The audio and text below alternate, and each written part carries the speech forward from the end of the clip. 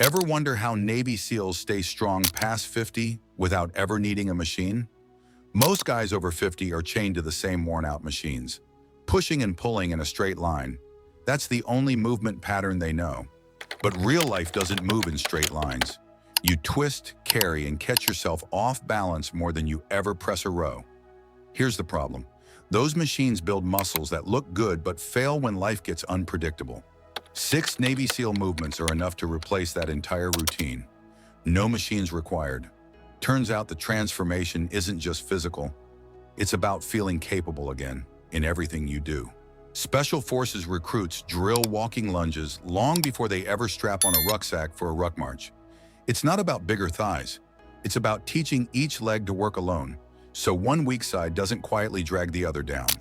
Here's what most guys miss. They lunge in place, stepping back to the same spot every rep. That's not how this movement works. Walking lunges force you to control momentum while moving forward, the exact skill that stops a stumble from turning into a fall. Step forward into a controlled stride and drop your back knee toward the floor, just grazing it an inch above ground. Keep your front shin close to vertical. If your knee drifts past your toes, shorten the stride. Push through your front heel to stand, then flow straight into the next step. Torso stays tall the whole time. No leaning forward to cheat the rep. Week 1 is about pure movement quality. Body weight only, 10 steps per leg, no shortcuts. Once that feels controlled, week 2 is about covering ground. Stretch the distance out, working up to 15 or 20 strides before you turn around. By week 3, load the pattern, pick up a dumbbell in each hand, and let gravity make every step count. Cranky knees? Shorten the stride and stay higher. Depth gets earned, not forced. Every rep here is insurance against a future fall. But strong legs only carry you so far. What happens the moment you need to push your entire body weight instead? Obstacle course walls don't care how much you can bench press. They care whether you can lock your arms out and push yourself over the top. That's exactly what dips train. It's not about chest size, it's about raw pushing power. The kind that gets you up off the floor, out of a pool, or off a couch without your arms giving out. Here's what most guys don't realize. Dips work your chest, triceps, and shoulders all at once, more per rep than any isolated machine press. But here's the catch. Most men flare their elbows out wide, wrecking their shoulders, or barely lower at all, and get nothing from the rep. The joint that pays the price is almost always the shoulder, not the triceps. Sit on the edge of a sturdy chair or bench, hands gripping the edge just outside your hips, fingers pointed forward. Walk your feet out until your knees sit close to a right angle. Keep your elbows tracking straight back, never flaring sideways. As you lower your hips toward the floor, stop the instant you feel a stretch across the front of your shoulders, then press back up through your palms until your arms lock out. Shoulders stay pulled down and back the whole time, away from your ears. Week 1 is about grooving the pattern safely, knees bent, feet close to the chair, working up to 12 controlled reps. Once that feels solid, week 2 is about adding range. Walk your feet further out and straighten your legs, putting more load on your arms.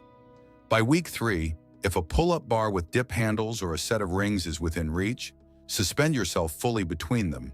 Feet off the ground, full body weight loading every rep in a deeper stretch than any chair can offer. Every rep here builds the lockout strength that keeps you independent, strong enough to push yourself up off a low chair without grabbing the armrests. But pushing is only half the equation. What happens the moment you need to pull your own body weight instead? Pull-ups are one of the toughest gates in Navy SEAL selection. Fail this test and you're done before training even begins. It's not about bicep size. It's about moving your entire body weight through space using only your back and arms. Here's what most guys don't realize. Half the real work happens at the bottom, in the dead hang. That's exactly where most reps get cheated. Swinging your legs or kipping through the bottom skips the hardest, most valuable part of the movement. Start at a full dead hang, arms completely straight. Pull your shoulder blades down and back before you even bend your elbows. That's what packing the shoulder means. Drive your elbows down and back, chest reaching toward the bar until your chin clears it. Lower yourself slowly, counting 2 or 3 seconds on the way down. No dropping, no swinging. Week 1 is all about owning the bottom position. Dead hangs for time, plus slow negatives where you start at the top and lower yourself down as slowly as possible. Once that feels controlled, week 2 adds partial pulls or a resistance band looped over the bar, giving you support through the hardest range. By week 3, go for it strict. 1 clean rep beats 5 sloppy ones every time. This is the strength that gets you up onto a ledge, out of a pool, or off the ground using nothing but a rail. But how much of that pulling power holds up the moment the direction reverses? Push-ups are baked into the Navy SEAL physical screening test for a reason. Recruiters need proof you can move your own body weight before they'll even look at your file. It's not about how many reps you can bang out. It's about full body tension, the kind that keeps you rigid from shoulders to ankles under load. Here's what most guys miss. A push-up isn't an arm exercise, it's a moving plank. The second your hips sag or your butt pikes up, you've turned a full body movement into a sloppy half rep that skips your core entirely. Set your hands slightly wider than shoulder width, fingers pointed forward, elbows angled about 45 degrees from your body, not flared out to the sides. Squeeze your glutes and brace your core like you're about to take a punch to the stomach. Lower your whole body as one straight line until your chest grazes the floor, then press back up without letting your hips lead the way. Head stays neutral, eyes just ahead of your hands. Week 1 is about locking in that straight line plank. Hands elevated on a sturdy bench or counter, working up to 12 clean reps with 0 hip sag. Once that feels solid, week 2 brings you down to the floor. Full push-ups, chest to ground, chasing that same number all over again. By week 3, at a deficit, hands on 2 thick books or low blocks, so your chest can drop past your hands for a deeper stretch and more range than a flat push-up allows. This is the strength that gets you off the ground when life knocks you down. No assistance needed. But how solid is everything holding your spine together while you do it? Navy SEAL PT sessions open with mountain climbers for a reason. Nothing exposes a weak core faster than sprinting your knees in while holding a plank. You're driving your knees like a sprint while your core fights to keep your spine still. Cardio and core trained at the exact same time. Here's what most guys get wrong. They race through it, letting their hips creep higher every rep. The second your hips rise above that flat plank line, your abs clock out completely. What's left is just fast hip flexor taps. Cardio with 0 core benefit. Start in a high plank, hands stacked directly under your shoulders, body forming one straight line from head to heels. Drive one knee toward your chest, tapping near your hand without letting your hips rise or your lower back sag. Snap that foot back and immediately drive the other knee forward, like you're running in place flat on the ground. Shoulders stay stacked over your wrists the whole time.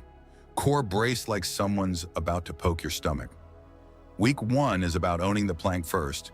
Hold it strict, driving your knees in slow and controlled, one at a time, for 20 total taps.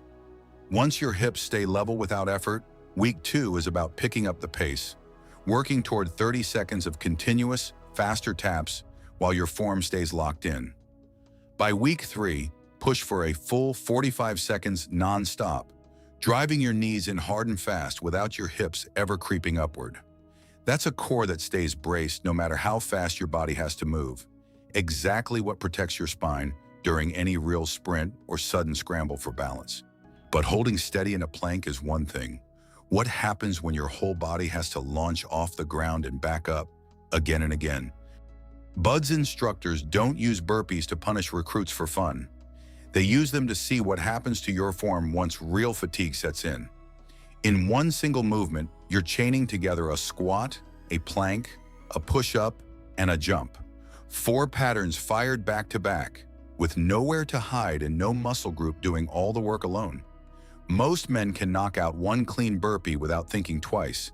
It's rep number 15, lungs burning, hands shaking, where everything falls apart.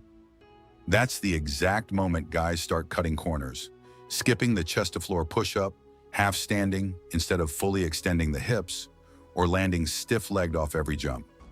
Start standing with your feet hip-width apart. Drop into a squat and plant both hands flat on the floor, just inside your feet. Kick both feet straight back in one motion, landing in a solid plank. Hips level, ribs pulled down, no sagging in the lower back.